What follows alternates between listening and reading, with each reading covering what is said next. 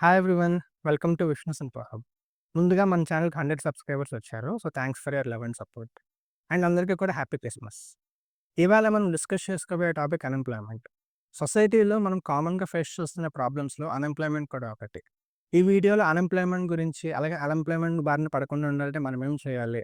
And governments ఏం చేస్తున్నాయి? ఈ వీడియోలో డిస్కస్ చేసుకుందాం. అండ్ యూత్ ఖచ్చితంగా ఈ వీడియో చూడవలసిన టాపిక్ ఇది.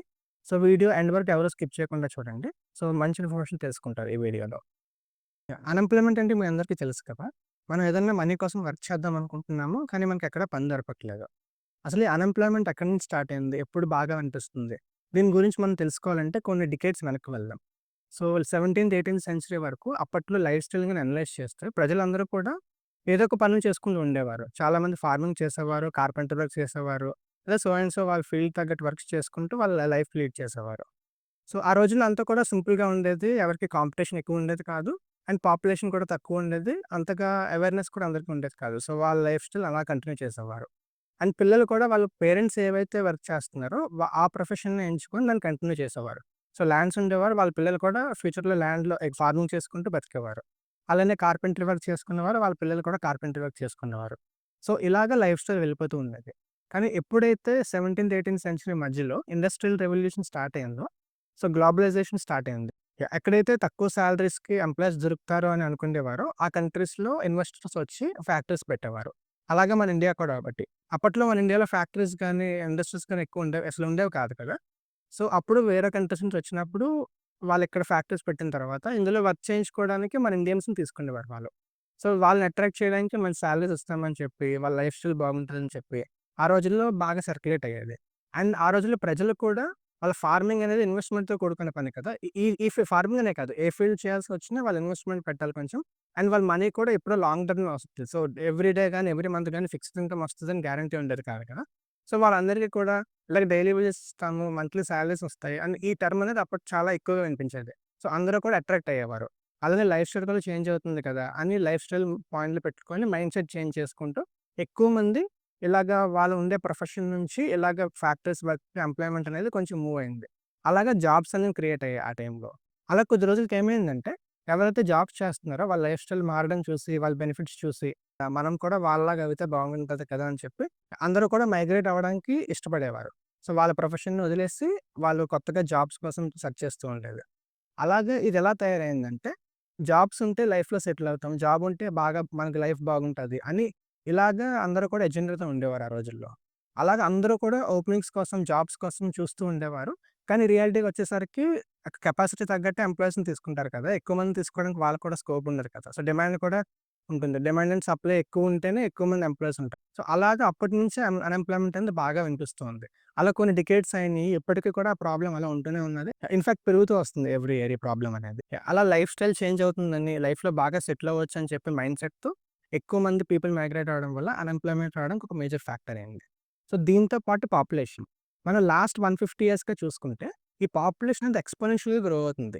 ఈ చార్ట్‌లో గాని చూస్తే 1850స్ వరకు కూడా పాపులేషన్ అంతగా గ్రో అయ్యేది కాదు. కానీ లాస్ట్ 150 ఇయర్స్‌గా ఆల్‌మోస్ట్ ఎక్స్‌పోనెన్షియల్‌గా పెరగడం వల్ల ఎవ్రీ 60, 70 ఇయర్స్‌కి వరల్డ్ పాపులేషన్ డబుల్ అవుతుంది. పాపులేషన్ ఎక్స్‌పోనెన్షియల్‌గా పెరుగుతున్నట్టు జాబ్స్ కూడా పెరగట్లేదు. ఓపెనింగ్స్ కూడా చాలా తక్కువ ఉంటున్నాయి గదా! సో, పాపులేషన్ కూడా అన్‌ఎంప్లాయ్‌మెంట్ చాలా మేజర్ ఫ్యాక్టర్ అవుతుంది. సో, దీంతో పాటు టెక్నాలజీ అడ్వాన్స్‌మెంట్స్. సో, అప్పట్లో 16, 17 సెంచరీ వరకు కూడా ప్రజలందరూ కూడా మ్యాన్ పవర్ మీద డిపెండ్ అయ్యేవారు. అప్పట్లో మెషిన్స్ ఉండేవి కాదు కదా! ఏ పనికన్నా మనుషులతో పని చేయించుకునేవారు. ఎప్పుడైతే మెషినరీ వచ్చిందో మ్యాన్ పవర్ తక్కువైంది. సో, హ్యూమన్స్ చేసే పనులు ఆల్‌మోస్ట్ మెషిన్స్ చేయడం వల్ల వాళ్ళకి కొంత ఎంప్లాయ్‌మెంట్ లూజ్ అయ్యేవారు. అలానే ఆటోమేషన్ వచ్చినప్పుడు కూడా ఆ మెషినరీ వర్క్ కూడా చాలా వరకు కోల్పోయి కొన్ని జాబ్స్ కూడా కోల్పోయినాయి. అలానే ఇప్పుడు రీసెంట్‌గా సాఫ్ట్‌వేర్ ఇండస్ట్రీ చూసుకుంటే ఏఐ బాగా ట్రెండ్ అవుతుంది కదా! ఆ ఏఐ కూడా ఇంతకు ముందుతో కంపేర్ చేస్తే ఇప్పుడు జాబ్స్‌ని చాలా కోల్పోయే అవకాశాలున్నాయని చెప్పి ఎక్స్‌పర్ట్స్ చెప్తున్నారు. సో, ఈ టెక్నాలజీ అడ్వాన్స్‌మెంట్స్ మీద ఎప్పుడు కూడా మనకు ప్రాబ్లమ్‌గానే ఉంటూ ఉంటది. కానీ మనం ఇప్పుడు ఇండస్ట్రియల్ రివల్యూషన్స్ మాట్లాడుకుంటే, అప్పుడు మెషిన్స్ వచ్చినప్పుడు హ్యూమన్ జాబ్స్ పోయినాయి కరెక్టే. కానీ ఆ మెషినరీ మ్యానుఫ్యాక్చరింగ్ గాని, దాని మెయింటెనెన్స్‌కి గాని కొత్త జాబ్స్ క్రియేట్ అవుతూ వచ్చినాయి కదా! అలానే ఆటోమేషన్ వచ్చినప్పుడు కూడా ఆటోమేషన్ మీద చాలా జాబ్స్ వచ్చినాయి. అలానే ఇప్పుడు ఏఐ బాగా డెవలప్ అవుతుంది కాబట్టి ఖచ్చితంగా ఏఐ మీద జాబ్స్ వస్తాయి. సో, ఒక టెక్నాలజీ పెరుగుతున్నంత మాత్రాన జాబ్స్ కోల్పోతామని కాదు. జస్ట్ జాబ్స్ రీప్లేస్ అవుతాయి. సో, ఇంతకుముందు చేసే జాబ్స్ కనుమరుగైపోతే కొత్తగా వచ్చే జాబ్స్ అనేవి మనకు కనిపిస్తూ ఉంటాయి. అండ్ వీటిలతో పాటు ఎకనామిక్ ఫ్యాక్టర్స్ కూడా unemployment one of the reasons. For example రీసెంట్‌గా కోవిడ్ పాండమిక్ చూసాం కదా! చాలా జాబ్స్ తగ్గిపోయినాయి. అన్‌ఎంప్లాయ్‌మెంట్ అనేది ఎక్కువైంది ఆ టైంలోని. అదేవిధంగా రెసెషన్ టాక్ అనేది ఎప్పుడు నడుస్తూనే ఉంటున్నది. సో, 2008లో కానివ్వచ్చు అండ్ రీసెంట్‌గా 2, 3 ఇయర్స్ నుంచి సాఫ్ట్‌వేర్ ఇండస్ట్రీ వినిపిస్తుంది రెసెషన్ అనేది. అండ్ ఇది ఎందుకొస్తుందంటే ఎక్కడైనా బయర్స్ ఉంటేనే కదా మన బిజినెస్ నడుస్తది. సో, కోవిడ్ తర్వాత అందరూ కూడా స్పెండింగ్ పవర్ తగ్గించారు. సో, కోవిడ్ ముందు స్పెండ్ చేసినంత హెవీగా స్పెండ్ చేయట్లేదు. అందరూ కూడా చాలా కన్జర్వేటివ్‌గా ఉండడానికి ఆలోచిస్తున్నారు. సో, అందువల్ల మార్కెట్‌లో కూడా కన్స్యూమర్స్ డిమాండ్ కూడా తగ్గింది కొంచెం శాతం. సో, దీనివల్ల కూడా రిసెషన్ అనేది టాక్ ఎక్కువ వినిపిస్తుంది. ఆటోమేటిక్‌గా కన్స్యూమర్స్ పర్చేస్ పవర్ తగ్గిందంటే ఎకనామీ స్లో డౌన్ అవుతుంది కదా! ఇంతకుముందు పెరిగినంత ఫాస్ట్‌గా పెరగదు. దానివల్ల ఇన్వెస్టర్స్ కూడా అమౌంట్ ఇన్వెస్ట్ చేయడానికి ఆలోచిస్తారు. సో, అలాగా ఇటువంటివి ఎప్పుడూ ఉంటూనే ఉంటాయి మార్కెట్‌లో. అండ్ ఇంకొక రీజన్ వచ్చేసరికి అన్‌ఎంప్లాయ్‌మెంట్‌కి స్కిల్స్‌లో గ్యాప్ ఉంది మనలో. అది చాలా ఇంపార్టెంట్ ఫ్యాక్టర్ అవుతుంది. ఎందుకంటే ఇప్పుడు మార్కెట్ చూసుకుంటే వాళ్ళ ఇండస్ట్రీ‌లో ఎక్స్‌పెక్టేషన్స్ ఒకలాగా ఉన్నాయి. మనమేమో రీచ్ అవ్వలేకపోతున్నాం చాలామంది. దానికి రీజన్స్ చాలా అయ్యుండొచ్చు.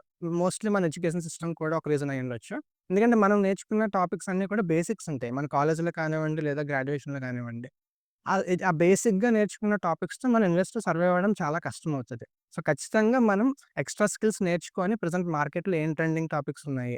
సో, దేని మీద ఎక్కువ జాబ్స్ ఉన్నాయి. దీన్ని ఖచ్చితంగా మనమే అనలైజ్ చేసుకొని దాని మీద నేర్చుకుంటూ జాబ్స్ తెచ్చుకోవడానికి ట్రై చేస్తూ ఉండాలి. అన్‌ఎంప్లాయ్‌మెంట్‌ని మనం ఫేస్ చేయకుండా ఉండాలంటే మన చేతుల్లోనే స్కిల్స్ ఇంప్రూవ్ చేసుకోవడం. మన సైడ్ నుంచి 100% ఎఫర్ట్ ఇస్తూ మన డెడికేషన్‌తో వెళ్తూ ఉంటే ఖచ్చితంగా మనం అన్‌ఎంప్లాయ్‌మెంట్ నుంచి బయటపడొచ్చు. సో, అన్‌ఎంప్లాయ్‌మెంట్ రావడానికి ఇంకొక మెయిన్ ఫ్యాక్టర్ ఏంటంటే, మనం చిన్నప్పటి నుంచి మనం చూస్తున్నది, మనం వింటున్నది ఏంటంటే, మనం బాగా చదువుకుంటే మనకి జాబ్ వస్తది, బాగా సెటిల్ అవుతాం. సో, అంతా కూడా జాబ్ సెంట్రిక్ మీద తిరుగుతూ ఉంటున్నారు. సో, జాబ్ వస్తే లైఫ్ సెట్ అవుతది. అందరూ ఇలా చెప్పడం వల్ల జాబ్ సీకర్స్ ఎక్కువైపోతున్నారు. అందరూ కూడా జాబ్ కోసం చూస్తే జాబ్ ఎక్కడ దొరుకుతది మనకి? మనం ఎంప్లాయ్‌మెంట్ క్రియేట్ చేసే విధంగా కూడా ఉండాలి కదా! సో, ఆ రకమైన మైండ్‌సెట్ కూడా డెవలప్ చేసుకోవాలి మనం. మన మైండ్‌సెట్‌లో ఇండస్ట్రియల్ రెవల్యూషన్ వచ్చే ముందు ఎలా అయితే ఫార్మింగ్ నుంచి ఇందులోకి మైగ్రేట్ అవుతూ ఉన్నారో అలానే మనం అందరూ కూడా జాబ్ సెర్చ్ చేయాలి అనే మైండ్‌సెట్ నుంచి జాబ్ ఇవ్వాలి అనే మైండ్‌సెట్‌కి మారుతూ ఉండాలి. సో, మనం ఆలోచన ఇన్నోవేటివ్‌గా థింక్ చేస్తూ ఉండాలి. ఎందుకంటే ఇన్నోవేషన్‌కి ఈ రోజుల్లో ఎక్కడ కూడా కొరత లేదు. ఈవెన్ గవర్నమెంట్స్ కూడా మనం ఇన్నోవేటివ్‌గా థింక్ చేస్తున్నాం. మన దగ్గర ఏమైనా ఐడియా ఉంది, స్టార్టప్ ఐడియా ఉందంటే మేక్ ఇన్ ఇండియా గాని, స్టార్టప్ ఇండియా గాని, స్కిల్ ఇండియా కానీ ఇలాంటి రకరకాల ఇనిషియేటివ్స్ గవర్నమెంట్స్ ఎంకరేజ్ చేస్తున్నాయి. అండ్ గవర్నమెంట్‌కి కూడా తెలుసు కదా! అందరికీ జాబ్స్ ప్రొవైడ్ చేయడం చాలా కష్టమవుతుందని చెప్పి ఎవరైతే ఇన్నోవేటివ్ మైండ్‌సెట్‌తో ఆలోచించి స్టార్టప్ మైండ్‌సెట్‌తో ఉంటున్నారో వాళ్ళందరికీ గవర్నమెంట్ ఎంకరేజ్ చేస్తుంది. సో, ఇందాక నేను చెప్పిన ఇనిషియేటివ్స్ ద్వారా మనం రిజిస్టర్ అయితే మన ఐడియా గాని వాళ్ళకి నచ్చితే, ఇన్వెస్టర్స్ కూడా వాళ్ళ గవర్నమెంట్ మనకు సపోర్ట్ చేస్తుంది. సో, ఇన్వెస్టర్స్‌ని చూపిస్తుంది, సమిట్స్ పెడుతున్నది. సో, ఇటువంటి మైండ్‌సెట్‌లో కూడా మనం ఇంప్రూవ్ అవుతూ ఉండాలి. అండ్ ఎప్పుడైతే యూత్ ఎక్కువ జాబ్ సీకర్స్ నుంచి జాబ్ గివింగ్ స్టేటస్‌కి మారుతారో, అన్‌ఎంప్లాయ్‌మెంట్ అనేది కొంతవరకు తగ్గుతూ ఉంటది.